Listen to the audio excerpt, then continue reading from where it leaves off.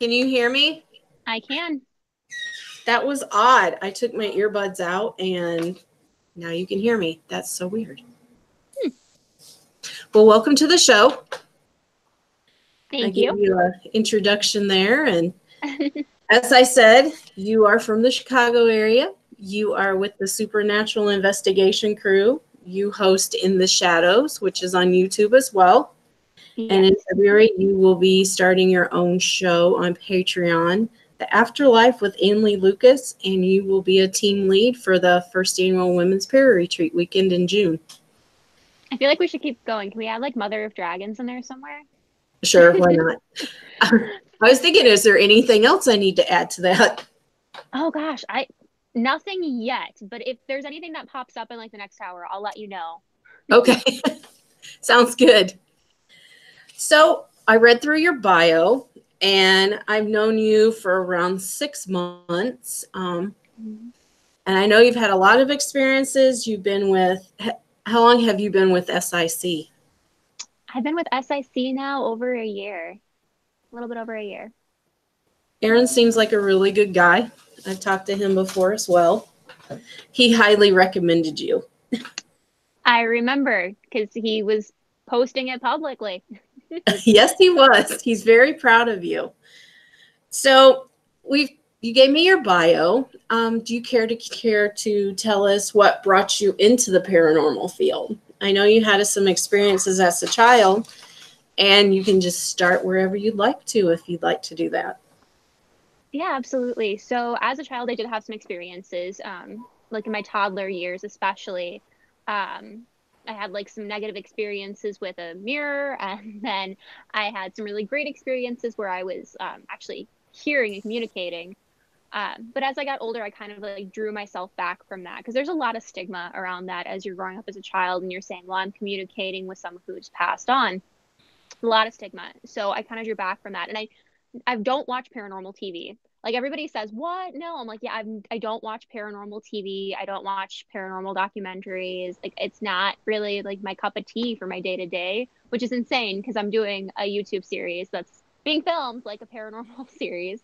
Um, but I didn't ever consider like putting myself within a situation such as being in an investigative group that would have me explore the paranormal more until I went to an event and I was just kind of like, I don't know, it went on a fluke. It was a local event at the Genesee Theater in Waukegan, and I decided to go with some family and just check it out because we'd all been to the theater quite a bit as I'd grown up, and I just thought it could be interesting for Halloween. And I had some crazy experiences there. Like I was shaking, I was almost crying, and that's when I met Aaron because he was hosting the event, and he kind of like reassured me like of what I was experiencing, and he was great to me, and he's been great to me since then, like a fantastic mentor. And afterwards, when they were looking for people, he reached out and asked if I would be interested in joining. And I was kind of at the point in my life where I knew that I can either keep having these random one off experiences and scaring myself, or I can go and try and figure out something more. And I took that leap. I'm really happy I did too, because it's been incredible. The paranormal community is incredible. There's a lot of good people out there that I've met. I can honestly say some of my closest friends are also with teams or own teams as well. Mm-hmm. There's a lot of good people out there. Yes, I I'm definitely taking notes. agree. Oh, you're taking I'm notes taking too? notes as we talk. Yeah, Love just it. little things that pop into my head I'll ask you about later. Cool, Just kind cool. of like I'm in class. No, the great thing about my team is like honestly, they've become family to me. I mean, we go to each other's birthday parties and holiday cookouts, and we had a Christmas party, and we'll hang out and go do things outside of paranormal. We'll go to concerts and we'll go to conventions that are usually paranormal themed, but we'll still go like as friends. So that's been incredible for me to kind of have that support system within the paranormal aspect, but also just as a person. And I'm so close with these people. Like I've held their children. I've hung out at their houses. Jess, one of the girls on my team, Jessie Eskew, she's like my sister. I love her to death. But I mean, I would have never met them if it wasn't for the paranormal. So I agree. I agree. There's a lot of good people out there, and then you do have some people that aren't so nice, but we won't talk about them tonight. Thank you. No negative vibes. No negative vibes. You mentioned that you go to conferences together. Yeah. I know we'll both be at the Parapsychon I'm super at the excited Ohio for that. State Reformatory Prison. And it's kind of funny because we'll be there in May and then we'll turn around and go back and be there in June. Just 1 month later, almost to like the day. I know. And the thing is that the woman that is hosting it with her husband, Kathy, Kathy, she yeah. is also one of our team leads for the women's retreat. Really lucky. I got to meet her actually out in Bryan, Ohio in November for their Hunt the Town. Yeah, she was so nice. I was really glad that I got that opportunity to network there too. Yeah, her and Greg, they're some really good people. I absolutely adore the team members that I met. I really like Marty. He's hilarious. Plus, he rescued me, so that's all good. Now, do you have any special gifts that you use when you're out investigating with the team? So I don't want to say it's like something that I'm like psychic or anything like that. I'm not in line with that. I'm kind of empathic and a little bit clairsentient. So I can sense moods. I can sense entities like age, whether or not they're there, gender, intention. But it's not something I necessarily like control. So it just happens. Like it'll be out of the blue. I'll sense something. I'll be like, okay, here's what's here. And here's what I'm experiencing. So I don't necessarily call it a gift in the aspect that I get to control it, which is unfortunate because that would be so nice. But I do try and like say if I'm feeling something, I'll point it out to my team and then they'll kind of take a look at it as well and see if they're getting any readings from any of the tools that they use. Or if anybody else like knows like the history of the area that we're in for that building, if anything coincides with what I'm feeling. So yeah, I get that too. I can sense things that are there. Sometimes I get an age, sometimes I get a name. It just comes and goes. It's according to where you're at and if there's anyone that wants to connect with you, I think. yeah, absolutely. I know a friend of mine, he says that he can go in a room and nothing will happen and the women of the team walk in and all hell breaks loose. So it's kind of funny. But I agree. I mean, there's lots of us out there that are empaths and we don't always know something's there. And when we do, usually we're right on. Now, Now you mentioned you were in Bryan, Ohio for Hunt the Town. I was, yes. do you want to tell us about that? And then I also know you guys are doing one over in Illinois as well. Yeah, so SIC was really lucky. We got invited out by Austin, who's hosting Haunted Bride Investigations, and he did a Hunt the Town where he had like 4 or 5 locations, I want to say, all in one night. And he had some really awesome special guests from like Tennessee Wraith Chasers, Ghost Brothers, had all those guys out. And we got lucky enough to be able to help lead some of the groups. So that was an incredible experience. He had great speakers and it was just a genuinely fun time. I'll actually be out in Bryan again this weekend. He's doing a slightly smaller version. It's just going to be one location, but it's going to be 4 of the members of the Tennessee Wraith Chasers. And they're doing like a private dinner and then a VIP party after that on Saturday night. And then Sunday night, there's going to be an investigation from like 7 to midnight. I think there's actually tickets still left for that, but I'm really excited because it sounds like it's going to be an awesome event. And then we, as SIC, have teamed up with another local team in Antioch, Illinois. We're going to be hosting Hunt the Town, Antioch, Illinois. So for that, we'll have, I believe, 4 or 5 locations in a walking tour, and it's going to be all on May 18th of this year. And we'll have like incredible guests. Like the amount of guests that we're having is absolutely insane. I don't know how we managed to book and schedule all of these people, but we did. So we've got Elizabeth Saint, we've got Doogie and Mike from the Tennessee Wraith Chasers, we've got Scotty Rorick, Mary Marshall, all kinds of just incredible people. I could not remember the list if I was paid. There's going to be that many people there. And then we'll have like some family activities during the day because we'll have these speakers going throughout the day before the investigation. We'll have like 20 different vendors. I know we're going to have like Ghost Sight, and we're going to have Supernatural Inc., just a couple examples. So they'll be there. And we'll have some family fun activities. I know we're going to have a Scooby-Doo bus there with some local high school kids dressed up as the mystery gang so kids can take their pictures. And then there's a team, like a dress-up team, I think, from Wisconsin that's coming down with the Ecto one. So it's going to be a really good time. I'm very excited. There's going to be a lot of community engagement, which is super big for me. I like that you guys do the entire town. Well, Yeah, not the entire town, but well, yeah. We actually initially it started off with like 2 or 3 locations and then a walking tour. But we started talking to some of the local places, wondering if they'd want to be involved at all for like vendor tables, hanging posters. And it's incredible the amount of people that start talking to you about what's going on within their business when you mention the paranormal. It's just like business after business and crazy history after crazy history. Like one of the locations used to be an embalming studio. So, I mean, just the most bizarre things that we're hearing that we would have no clue about unless we had gone in there and started talking to them. And for us, this is a big deal because, I mean, October is the scary month. It's the haunted month. It's when all the events will sell out. Hosting this in May is kind of a big leap for us, but we're still getting such a positive response. And that's been fantastic. I agree. We have 2 weekends coming up in October. That's public events. And then we have already started selling tickets for National Ghost Hunt Day. We just sold tickets for that. And that's what, 8-9 months away already. So yeah, absolutely. They go fast. They do. And I believe, do you guys sell your tickets on Thriller Events, or did you? We do. Mm-hmm. So do I. I really like Maria. She promotes everything.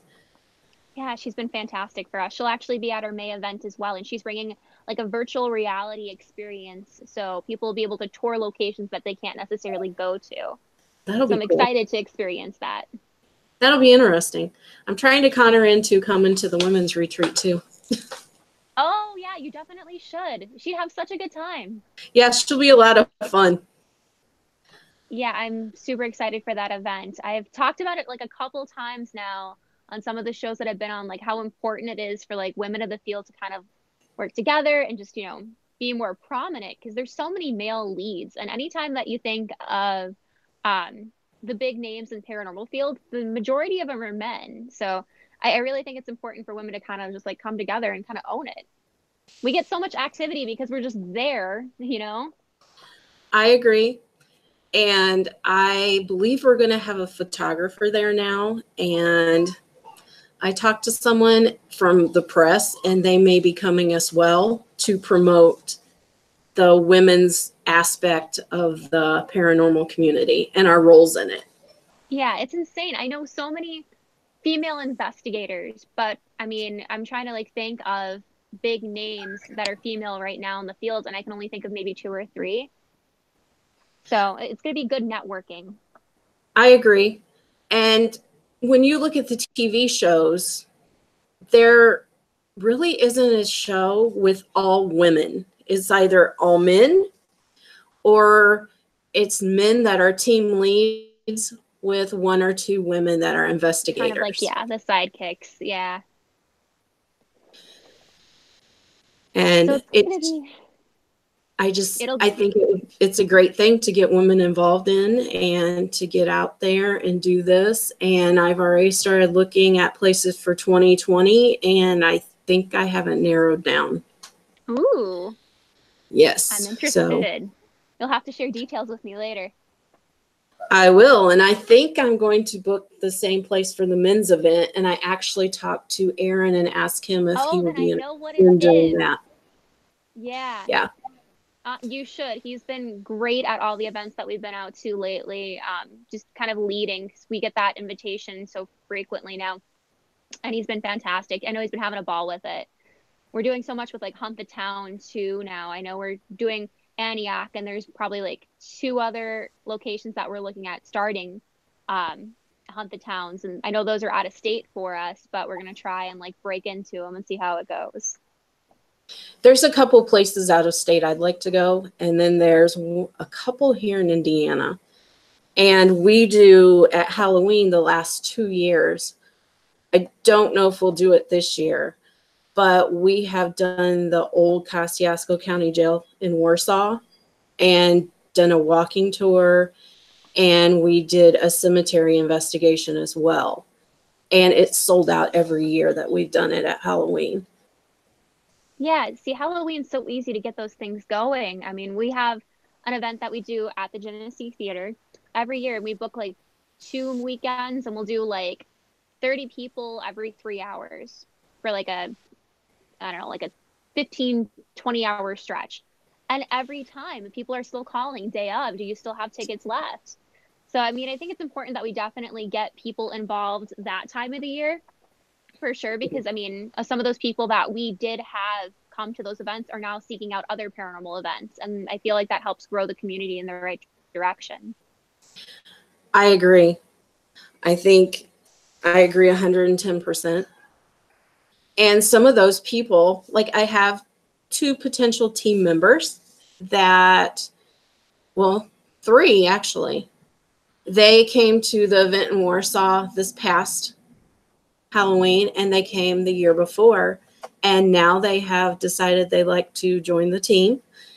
And, you know, you get new members from that. And these ladies are fantastic. There we go. The one's nephew is joining us well. And yeah, that's my 3-year-old. His sister's supposed to be watching. He thinks he's the Hulk. Oh, I'm surprised he didn't run in here, jump and go, I'm the Hulk. But yeah, you also get team members from those events or people that are interested, like yourself. You went to an event, and when they had open membership, you decided, hey, maybe I'll interview. And from there on, now you're here talking to me. Look at where it's taken me. I know, right? You could not have like gotten me to believe that I'd be here like more than a year ago. There's no way. I'd be like, okay, you're crazy, but thanks. But yeah, I mean, it's just insane. I know years ago when, it was 2003, because my oldest son was just a couple months old.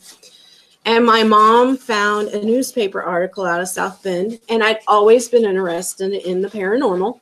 Anything I could get my hands on, I would read. Anything from poltergeist to ghosts to the Bermuda Triangle to Sasquatch, anything I can get my hands on. And she gave me the article, and she's like, here. And I couldn't do it for so many years because every time they would meet, I would have to work. I worked at Kohl's in retail. So, you know, you have to work your Saturdays and your weekends. So I wasn't able to do it. And I moved back to Fort Wayne, and I joined a team.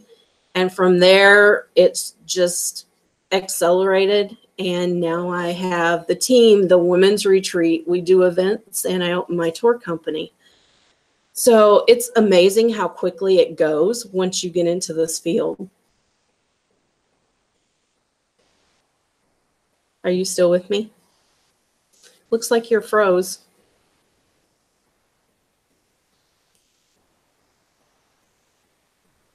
All right, give me just a second, and we'll see what's going on.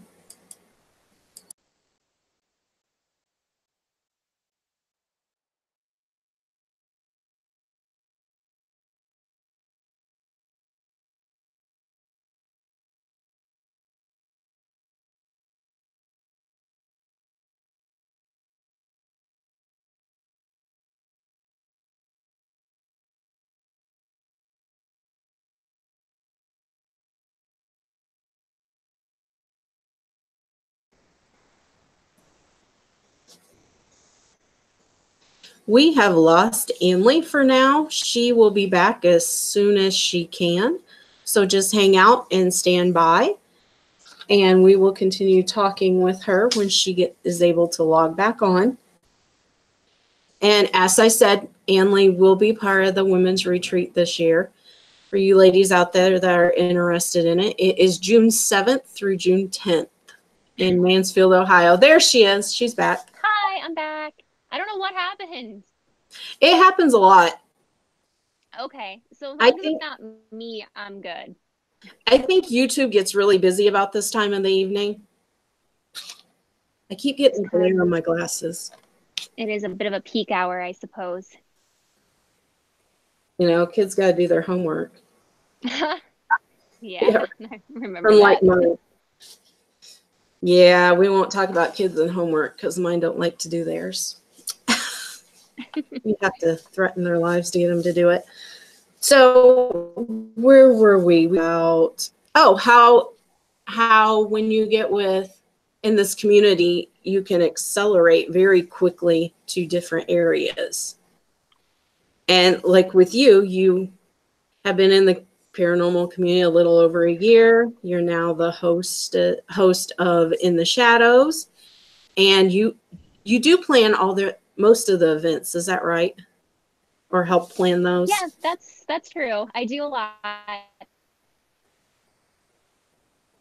Oh, are you still there? So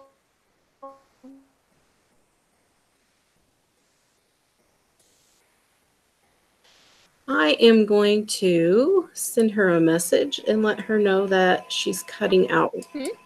Oh, there you are. You're back. Am I cutting out? Yeah.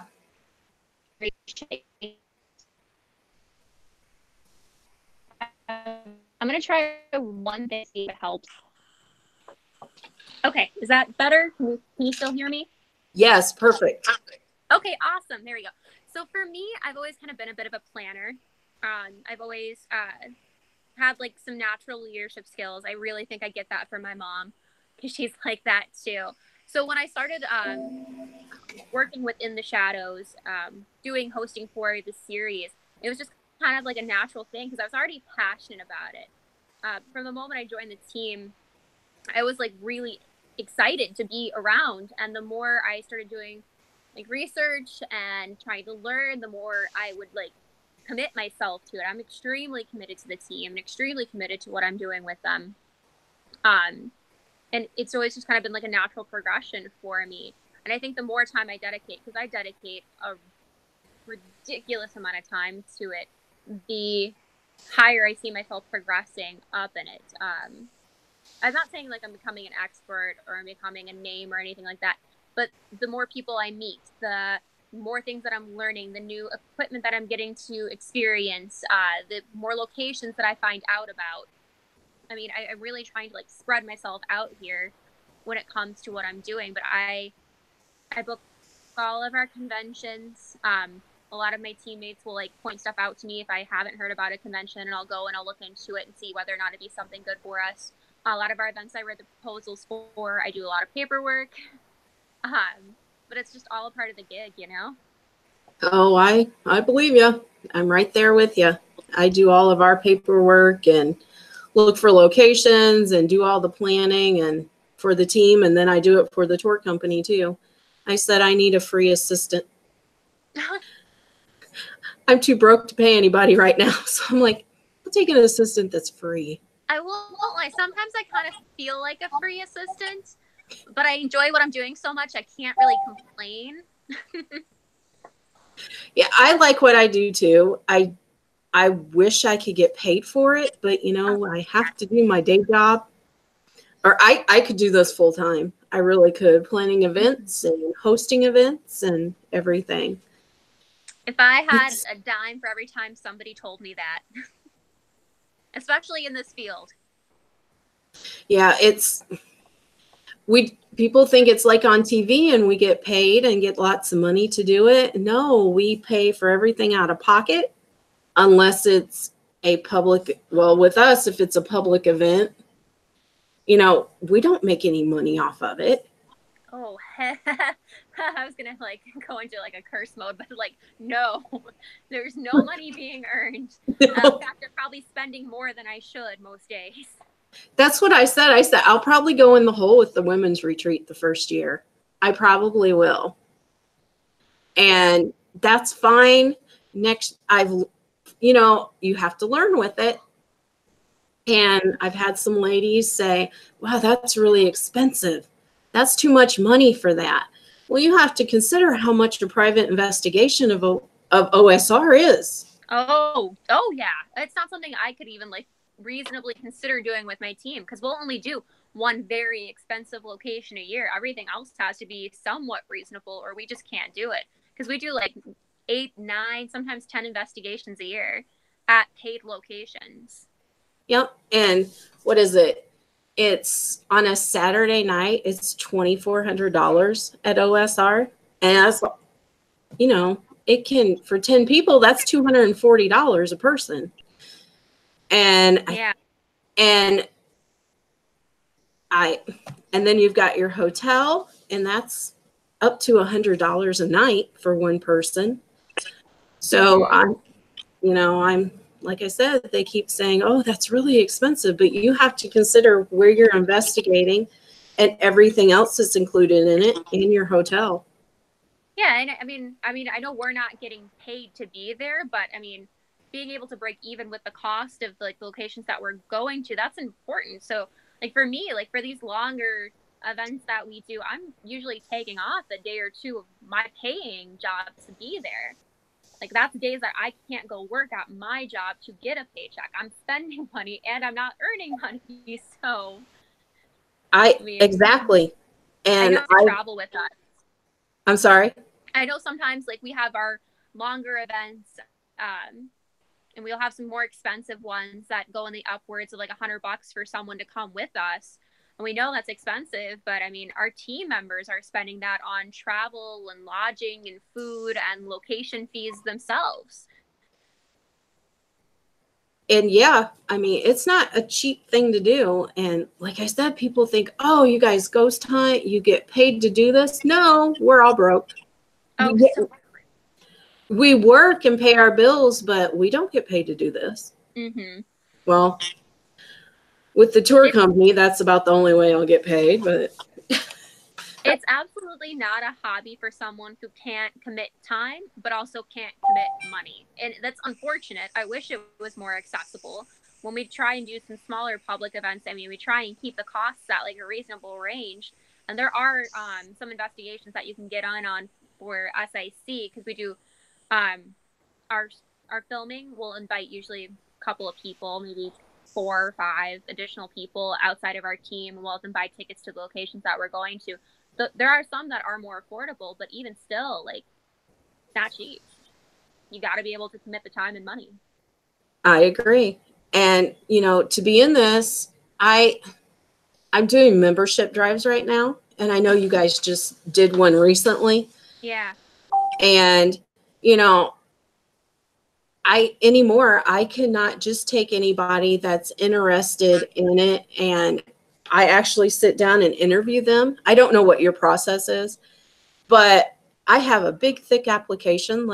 It's actually like a job interview, because I will go through the application. I will sit down and interview you. I will let you talk to the other team members.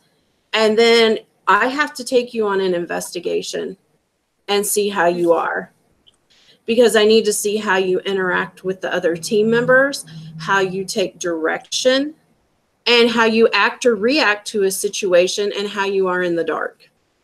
Yeah, absolutely. So when we did our last membership drive, we were only looking for 2 team members maximum.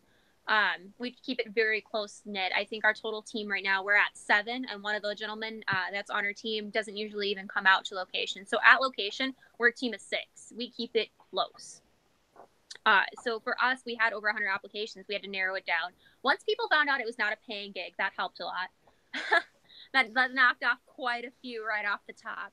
Yep. Even though we put in the description, not paying, volunteer, still went right over their heads. But once we got it narrowed down there, we had to narrow it down a little bit farther. And the applications that we sent out were well over 20 questions. We had to have answers for all of those. I Facebook stalked everybody. I do that too, so don't feel bad. You have to, because you don't know what you're going on location with. You don't want to go on with somebody who thinks it's a game, you know? I also have them fill out a background check because some of our events, you work with kids. And Yeah. I don't want someone that's a sexual predator on the team. And I don't want to be in a dark building with someone like that. Hell no. No way. So I do a background check as well. Yeah. I don't do a credit check, but I do a background check. Yeah, I feel ya. No, we got lucky with the last two. They were already kind of background checked based off of their personal professions, so we were good there. But no, we did Skype interviews with them, and then we deliberated for like a good probably couple of days, and it was like some very intense deliberations about who ultimately we would pick out of our 10 final candidates. I mean, it became ultimately a unanimous decision, but at first it was very much like there was contentions. Everybody kind of liked somebody a little bit for a different reason. So it took a lot of talking around to get everybody to be all on the same page. And then once we got him on, we told him you have a 90 days probation. You have to come on the first investigation. We have to see how you are. You do have to pay to come on this I think we actually gave them the location fee, but they had to pay for their travel. So they did have to come on that, and we kind of like observed them and gathered our thoughts about how they did there. And they passed. They're good. They're official team members. Eventually they'll have meet the team videos out like everybody else on our channel. But it was a long process for sure. And I think they probably thought it was a little intense, but I think they're happy to be here. I hope they're happy to be here. And we do the same thing. If I'm having it's pretty cheap. It's the jail over here in Warsaw. It's only $25 per person for the northern chapter. And they have to pay for that. And you have to be at that interview investigation or your application doesn't get processed. And the same thing with the southern chapter. We're going to, have you ever been to Revenant Acres? I'm going in September. I'm very excited. Okay, that's where this will be my second trip there. I'm gonna have to pick your brain about some stuff. Feel free, pick away. They actually had that's where I saw my first UFO. Well, my one and only UFO. Get out. No, it's out in the middle of nowhere, and I had my back to the house facing the cornfield. And I was talking to one of the guys that managed it, and I happened to look up, and there was a big white ball that came from the back of the house over, and when it got to the woods that a house is in, it just poof, disappeared. That's crazy. And I checked around, and there was other people in the area that saw it too. Wow. And they've excited to go there. They've also had a dogman sighting there. Seriously? Yeah. I was like, great. There's a couple people on our team that are really into UFOs, so they're going to be excited to hear that. So for me, like, we do Supernatural Investigation Crew. All of our episodes tend to focus on ghost activity, but I'm so interested in kind of like all of the supernatural activity. I am too. That just like, that excites me so much. I've always wanted like a Mothman sighting. That's one thing that I've never had. I want to have a Mothman sighting. You're in Chicago and he's been around. Exactly. Like, I'm just going to go stand on like street corners down in the loop, but like rotate every weekend until I get a Mothman sighting. Well, if you ever want to go on a dogman investigation, let me know. And dogmen have been sighted in downtown Chicago. Ooh, wait. Yes. And is there a park in downtown Chicago? Like somewhere? Is there a park? Yes, a park. Yeah, there's a couple of them. They've been sighted in there. There's probably like maybe Garfield Park. I don't remember which one it was. I'm going to do some research because now I'm interested. Just don't go without me. I'll drive over. It's only like a 2.5 hour drive. Sounds good. It sounds good. I'll hit the toll road and be there in no time. Take the Skyway. You'll get here real fast. I could just fly. It'd be like a 30-minute flight for like $150. Or I could take the train out of South Bend. Either way, I have all kinds of ways to get there. Sounds good. We're just that close, so yeah. No, But that's one yeah, of the reasons I'm so excited to start doing this Patreon show, because I can start like talking more about all these subjects like cryptids and UFOs. I'm really willing to talk about anything, but within the shadows, I'm kind of more restricted about what my subject matter ultimately ends up being, because we're so focused on ghost activity at the locations that we're investigating. With this show, it's going to be a lot more of like an open forum for all supernatural. and I do have some people that you should have on there. I love people. Not really. I hate people, but I will talk to people. You like people in the paranormal. I do. I like Most of paranormal. them. Most of them. Yes.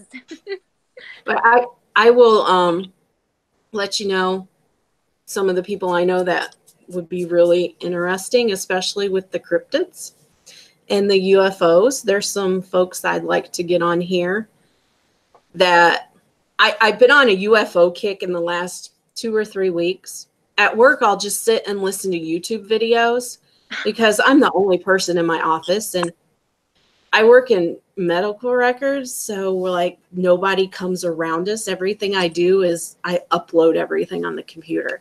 Oh, okay. So I don't, and the only time my phone rings is if it's from another one of our campuses, or if someone calls and they send them to me and it's the wrong person.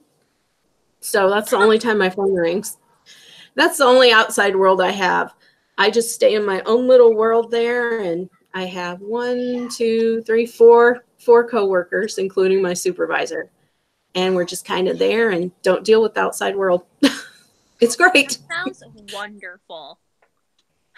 So, but we do that, and then like I can sit and listen to all these shows during the day since I'm the only one back there, and I've been on a UFO kick, and there's some people I'd really like to talk to in that community. That's really interesting. Yeah, for sure. What was it? And It was like 2 weekends ago. There was like some snow here, so I was just staying in for the weekend. And I have a younger brother. He's like 10.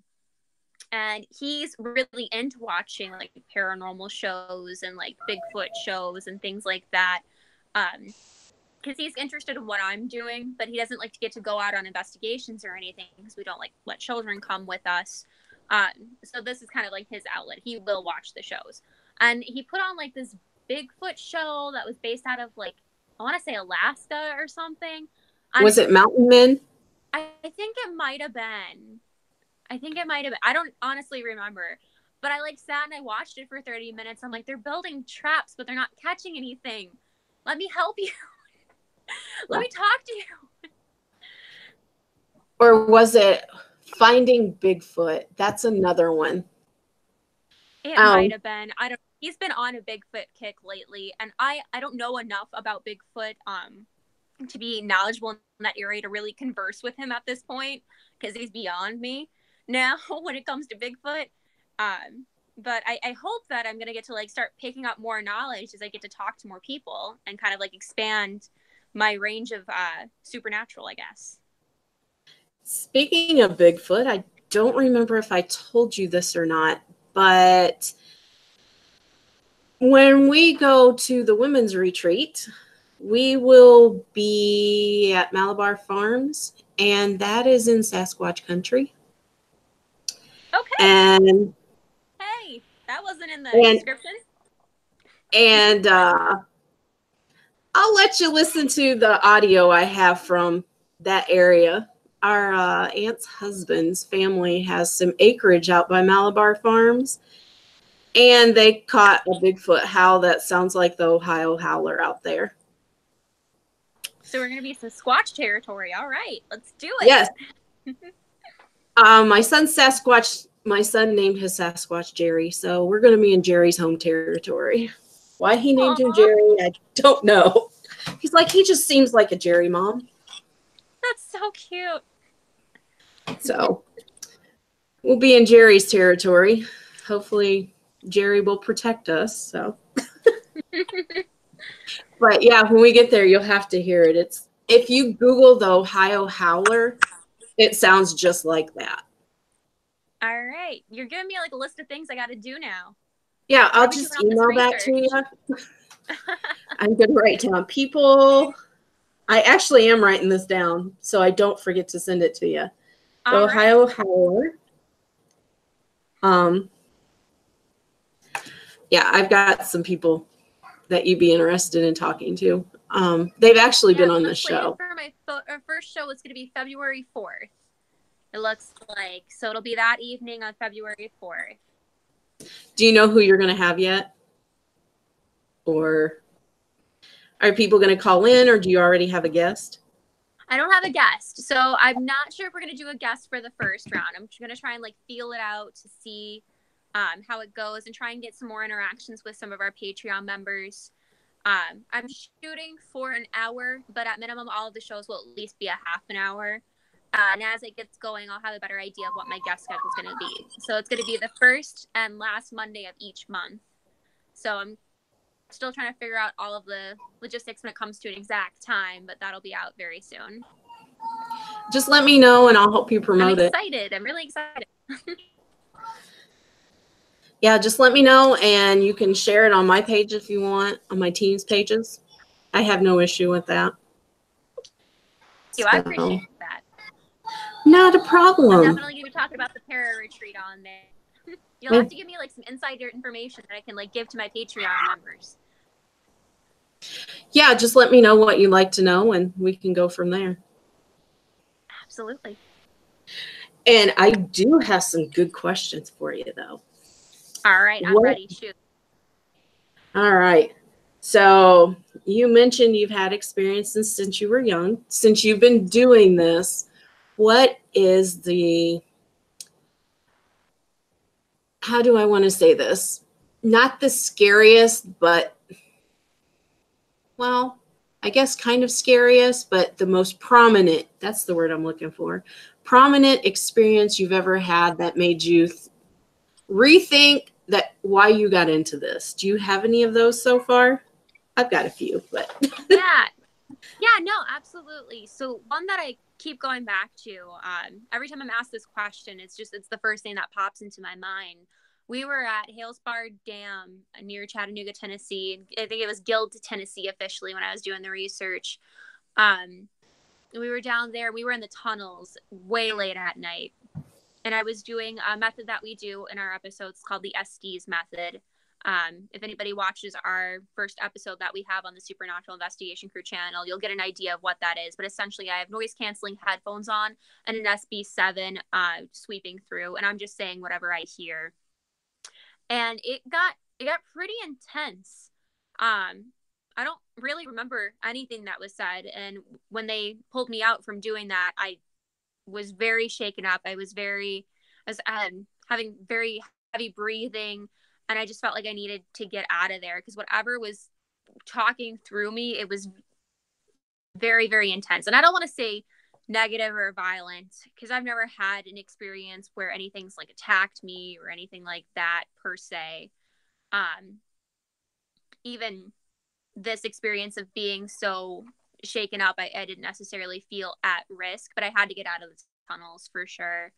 And I ended up going outside, just sitting out by the Tennessee River for a little bit, trying to reset. Because hearing that and experiencing and feeling what I did, it was so like when I was much younger and I was hearing things being communicated with me as a younger child, that it was jarring. Because I don't have like conversations like a psychic would. I don't get words really anymore. I just get feelings. And so having that experience and having it being so similar, it brought me to tears. It absolutely brought me to tears. And Aaron had to like kind of comfort me a little bit and talk me down, reset me. And it was very changing for me. It definitely was a turning point in why I'm doing this and why I'm going to keep doing this. I think in 2020, we're going to try to head down there. I've been wanting to go for a couple years now. Now, do you know the history of the Halesbar Dam? I've heard it had to do with Native Americans. It was on Native American property. Yeah, so there's quite a bit of history there. I actually did all of like the historical research of the land. So originally it was some Native Americans supposedly. And actually there's like whirlpools that you can Yes. still actually see to this day. In a certain part of the dam, we actually witnessed it. It popped up, and then just as quickly as it was there, it was gone. It was the bizarrest thing I'd ever seen. Because whirlpools aren't usually like that, you know, they don't just like come and go so quickly. But whirlpools there, that apparently the ancestors are calling people into the whirlpools to join them. And then on top of that, there was a town that was flooded for the making of the dam itself. So that entire town, and you can actually drive to a certain little lookout spot, and you can still kind of see headstones peeking up from a town cemetery that was flooded. That's kind of creepy. It is creepy, but it's also very cool to see. There's a few towns they've flooded. Cool. There has been a few towns they've flooded that when it's really dry, the water will recess and you can see them again. I think there was one here in Indiana last summer or the summer before. Yeah. And then on top of that, in the tunnels, supposedly there were some school children, because they used like this tunnel passageway to get across the river. Some school children, apparently, like any record of this, it might exist.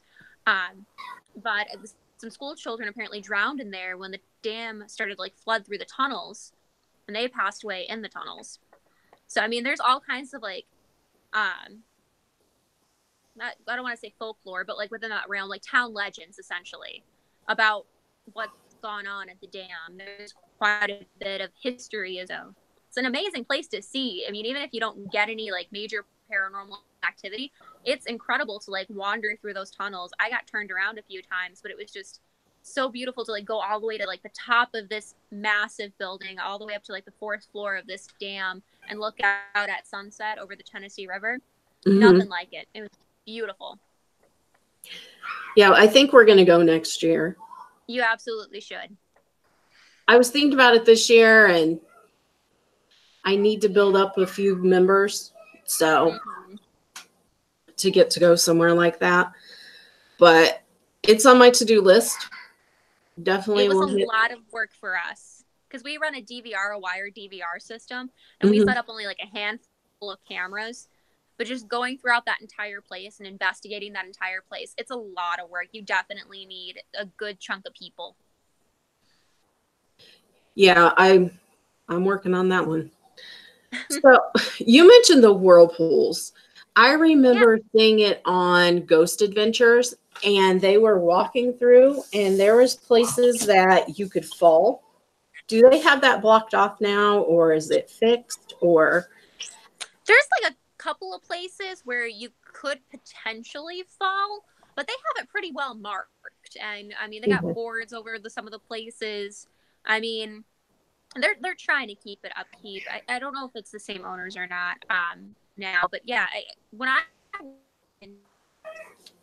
everything was still staircase that you can actually go and walk down, and you can walk down it until it gets to the water. And you can kind of see like movement in the water, and you can see how high the water is actually going, because the last 2 levels of the dam are completely flooded in. You can't even get into the basement of that building anymore because of the water. So it's very eerie knowing what could be down there. So is it leaking, or they flooded it? They purposely flooded it? Yep. I just heard something weird outside. It sounded like somebody knocking on the door. like my sliding glass door was kind of weird. Like, you know, the heavy glass on a slide. Yeah, it sounded like somebody knocked back there. I don't know. No idea. We have stuff in this house, so. Oh, doesn't never. Can you hold on a second? Absolutely. Thank you.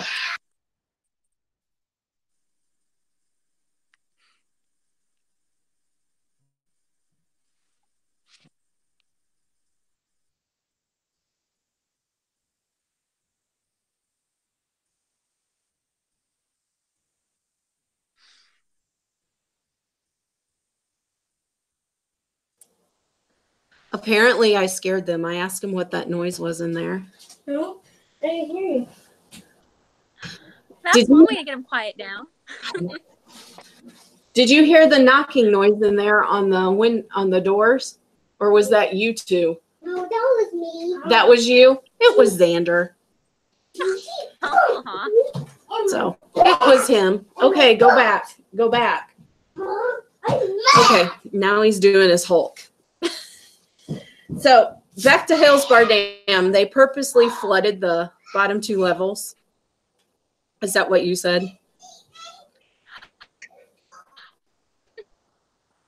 Levels, yeah. Are you there? And I think that happened in like the side of the dam.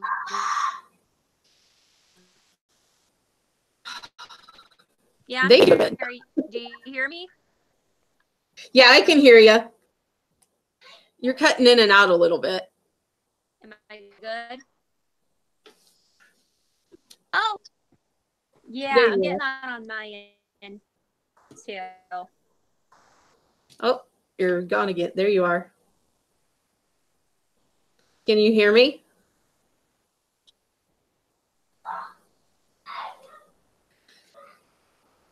Yes, I can hear you. So you had your experience there.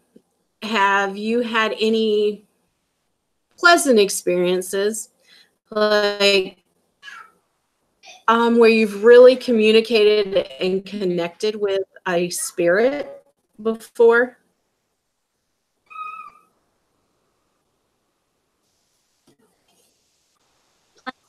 Experiences?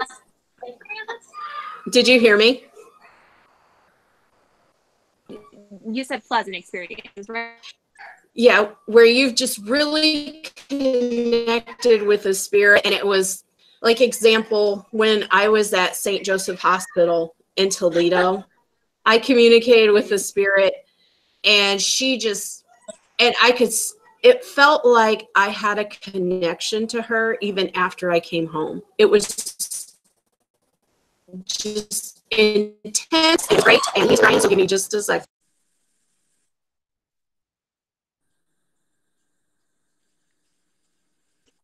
Sorry, are you there? Yeah, I'm here.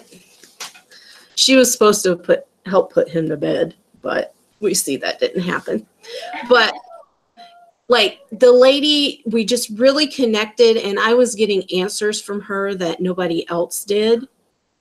And Yeah. we just really connected. And I could still feel the connection even after we came home from that investigation to her. Have you ever had anything like that happen? I've never had anything that I've like really felt after I've come home, but I've had locations where I've just gotten very good energy and I felt very happy and elated to be there. PML, where we filmed the first episode that's on YouTube.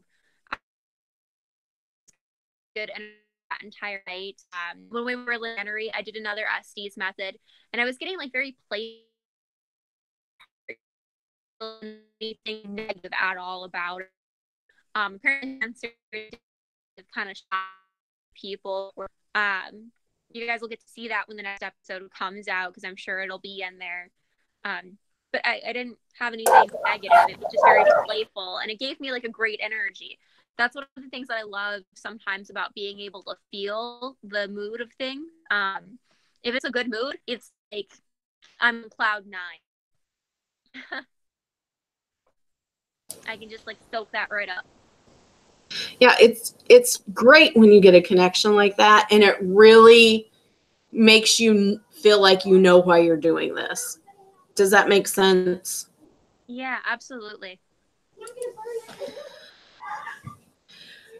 So, a favorite location that you've investigated that you would just go back to continually and never get tired of?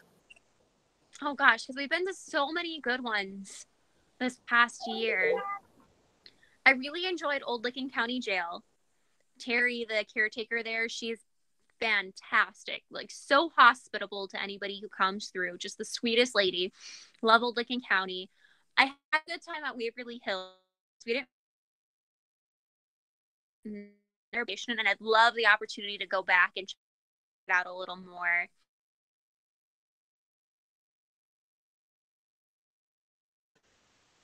Weekend, but I have some that I would definitely revisit. I like to go new places. I like to check out new locations. I know some people have a location that they're like entranced with and they'll go to as much as they can. I just kind of like to experience as many places as I can.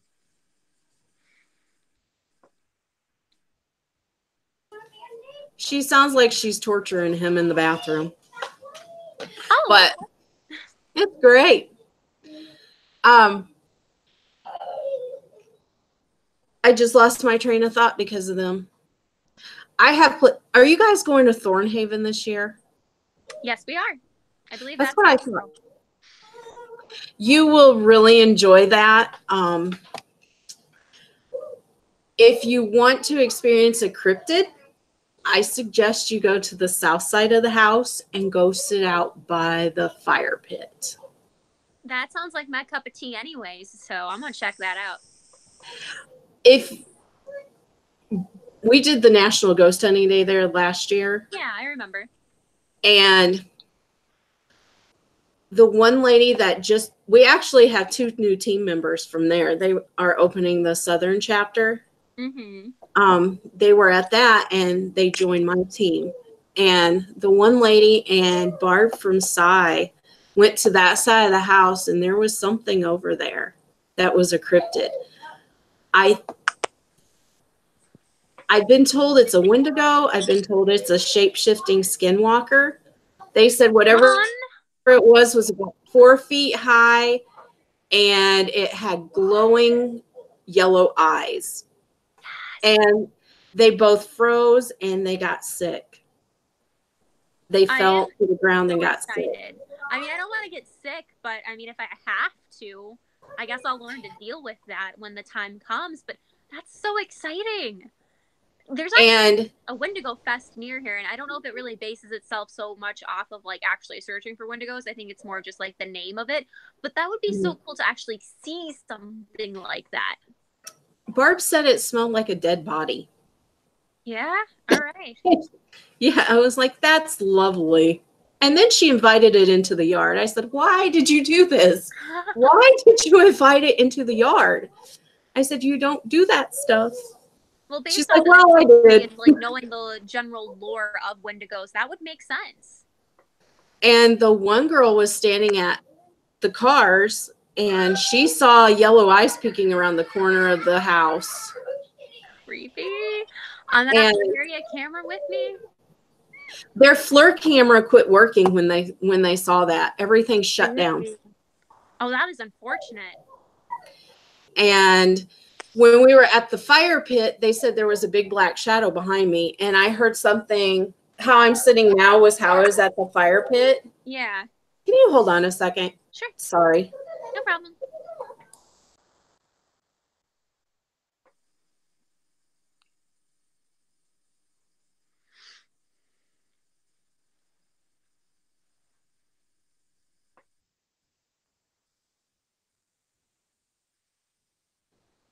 Sorry about that. She's wanting some attention, I guess. Oh. But I was facing, like, just how I'm sitting now.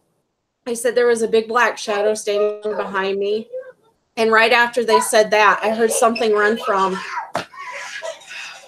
this side of me into the woods. Like, there's a clearing back there that's a horse shape. Yeah. And you can hear it run from the end of the path clearing. And it was heavy footsteps, and you could hear it in the brush. And the next morning, the one girl and I went out, and we heard thuds, like heavy footsteps. Mm-hmm. And then we heard, like, I don't know how to describe it. It was like a whistle, but she said it was a growl involved. And we turned around and was talking to Barb. We had our backs. We were walking towards the clearing, and Barb yelled at us, and we turned around and was talking to her, and out of nowhere, Barb said, "Did you see that?" And I started laughing. I said, "Yeah, right." I said, "You're just giving me shit."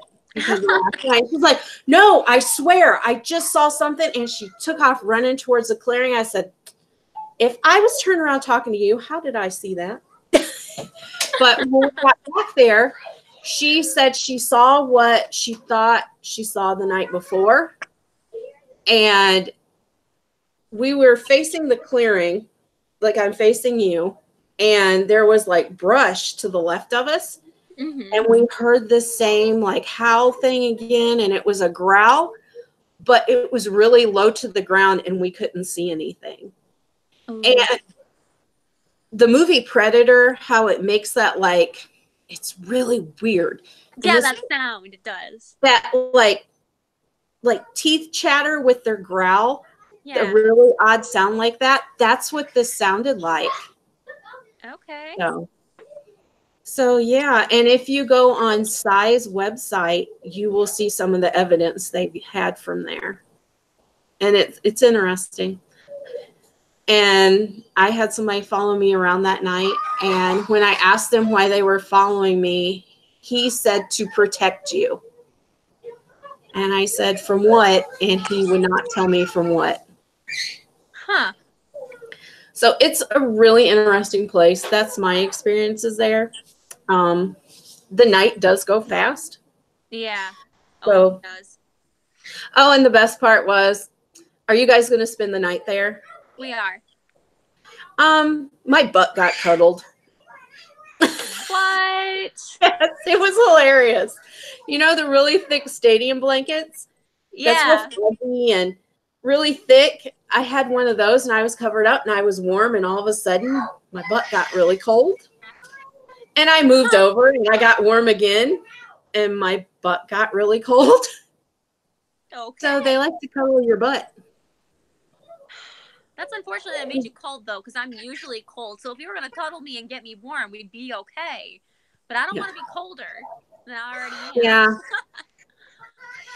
I'm going to have to go see what's going on with them. She is bugging him. So give me just a sec. I'm sorry. No problem.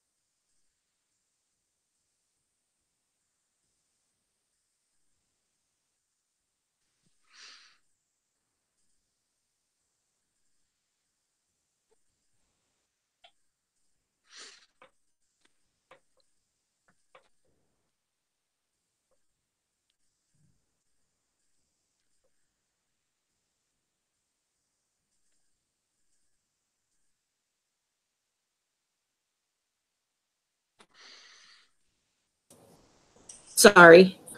It sounded like she was in there torturing him. I guess he was jumping around and busted his chin not to tell me. So that's why he was screaming. So he's taken care of now. But so, and you guys are going to the Bel Air? Yeah, we are. Mm-hmm. You know, I think Aaron said that was, what did he say? He'd been wanting to go there for quite some time. I don't think he's been there. So I know we're doing something real special with it, though. So it's going to be a big deal for us. We're doing a 72-hour lockdown on the location. So like the store the morning before, because we're going to drive in, gather inside and check can. It's going to be pretty intense. We'll have our system set up, our DVR system set up. We'll have cameras rolling quite a bit, if not the entire time. It'll be fun to be under that little glass eye for so long. Just don't do anything crazy. Oh, Lord. You're telling me. Yeah, you're doing the 72-hour where you go in on Friday and you leave on Sunday. Is that right? We're actually getting there the night before, but I think we're starting the clock probably Friday. We're going to go to the afterlife, the archive of the afterlife at WV the Thursday evening beforehand. And then after that, we'll go get ourselves all cuddled into Bel Air House. We're going to go there for a Saturday night in June. Oh, good. You'll be there before me. You can let me know how it goes. I'm going in July. We'll do. We're going in on a Saturday and leaving on a Sunday. All right. All right. I couldn't get people to commit to the weekend, so. Let me know which bed is the comfiest, low key. And which one is the furthest away from being bothered at night? Heck yeah. I need to get a good night's rest. I know it's going to be a drive. Mm-hmm. Mm-hmm.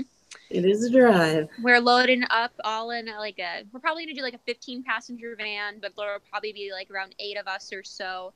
We'll all load up into this van, and we'll drive from here up in north of Chicago, and we'll drive all the way over there in one long stretch. And we'll try not to kill each other. I think it's about a 6.5-hour drive for me from here. Yeah, I think it's a little bit longer for me. It's just a smidge. Just about 3 more hours, I think. Yeah, about. I think it's going to take us probably around 10.5 or so hours to get there. Depends on how many bathroom breaks we take. Yeah, I'm figuring mine's going to be about an 8-hour trip. Mm-hmm. Yeah. You said are you investigating the school the night before, or are you guys just going to go check it out? We're going to go investigate the archive. You'll have to let me know how that is, because I'm excited for it. Even if there's nothing really there, like historically speaking, that's going to cause like entities there. There's so many items there that could have attachments. Mm-hmm. I mean, it's going to be pretty intense, I think. Yeah, I talked to Steve. He's the one who owns it. I talked to him, was it 2 weekends ago, about investigating the school and coming in there and checking it out. So he's a really nice guy. Yeah, it's short hours, but for what we're doing, it's going to be probably perfect amount for us. And it's a good price too. It is very reasonable. Yes. Yes, it is. Very much so. And I believe he's an investigator himself. So I haven't gotten to talk with him too much. Aaron's done the majority of that one, but that would not surprise me. If you've got stuff like that around you, you kind of have to be involved. Oh, yeah. Definitely. Yeah, you'll have to let me know how that one is. I'm trying to think of other places that I can tell you about. Have you been to Randolph County Asylum? I haven't, but I keep getting told that one's interesting. I feel like I looked into it, and for some reason, it just didn't work out. I think they're under contract or something along those lines, and we can't actually film there. Get a hold of Brandy. I'll send you over her information. She takes care of all the bookings for that. All right, yeah, I'll give her a chat. See what we can do. It's a really good location. Yeah. When I was there, there's a doorway that separates the men's and the women's side. Mm-hmm. That just opens with a deadbolt. Like, they would just, they would just lock the door and, separate them. Yeah. And you know how your door will kind of be at an angle if somebody's hiding behind it? Yeah.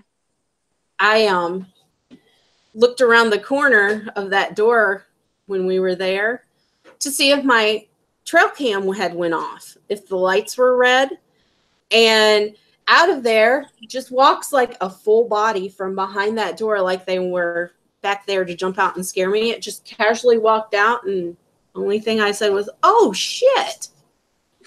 And I thought it was one of the team from upstairs. Look, you guys need to stop. I can't get him to lay down. Okay, Ariana, I don't want to hear this. Don't.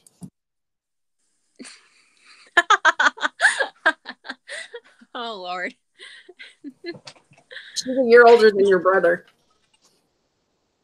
But I get you. He just walked out, and I thought it was somebody from upstairs that had come down there to see if they could scare me. But yeah, and I was told there's a doctor that hangs out there, so I was like, oh yeah, I saw him. It's a good place. I can tell you that. So I will give you their information of who to contact there. I think you guys would like it. I think it would too, because I've heard such good things about it, and I've seen like so many incredible pictures from there.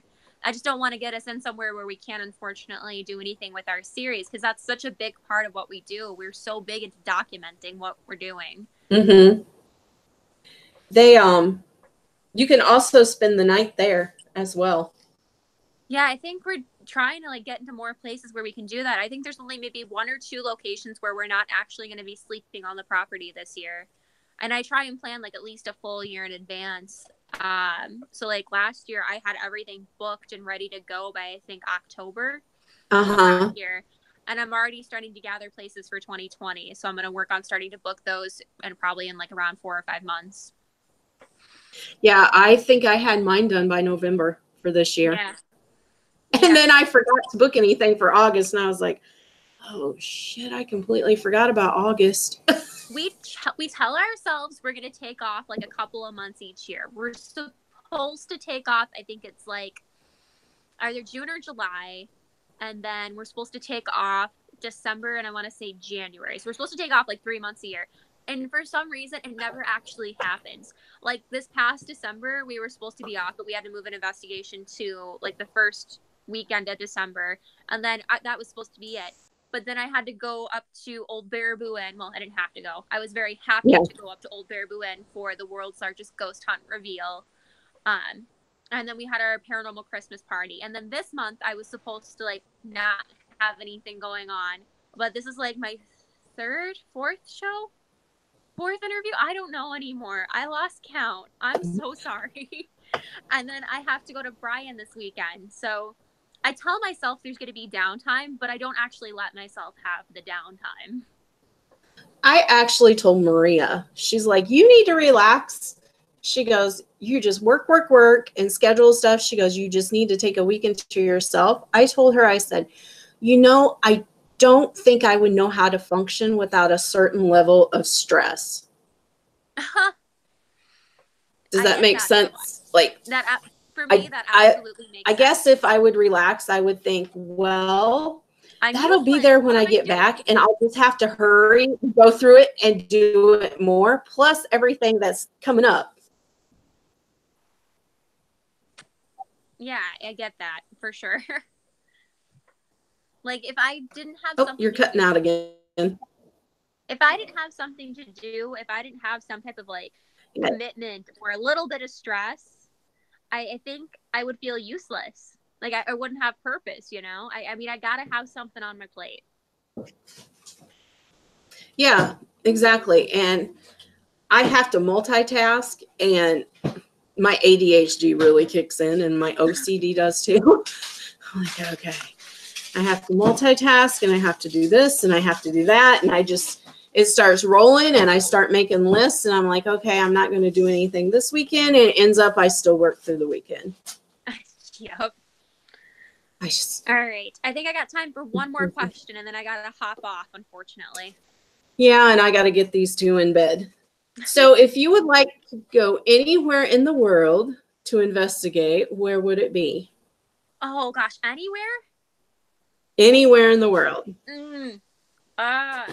Oh gosh, I've always wanted to investigate like a ghost town, just like a completely abandoned town. So that would be cool for me. I know there's one that I technically can't go to, but it's like Centralia, and it's got like the gas coming up through the roadways. And I want to say that's in Pennsylvania. That would be somewhere where I would love to go, but I know it's not safe to go. So if I had to choose a place where I could go that I wouldn't die from going there, I'd probably say a castle in Ireland, like any castle in Ireland. My coworker actually went to Ireland, and they spent the night in a castle, and he said it was fantastic. I know there's a castle out in Ohio, like a replica fort type castle. I want to say that I was looking at maybe doing in 2020. Because, I mean, I've always wanted to, like, check out a castle, and stateside, that's probably one of the closer things that I can get into.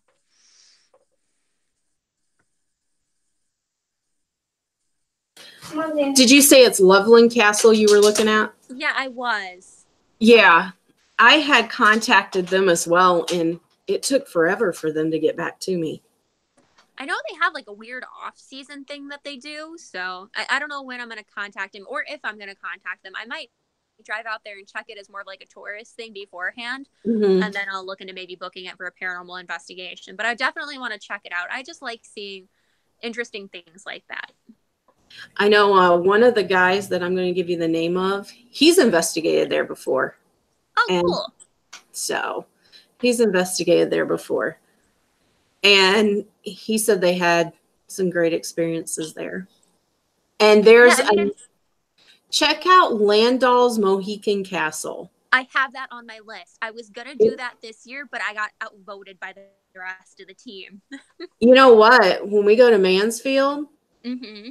either in May or June, whichever one, we can actually drive out there. It's only about 30 minutes from Mansfield. I think I'm going to try and drive the day out before for the May convention for Paris Icon. So I may just try and check that out. I hear it's gorgeous. It's amazing.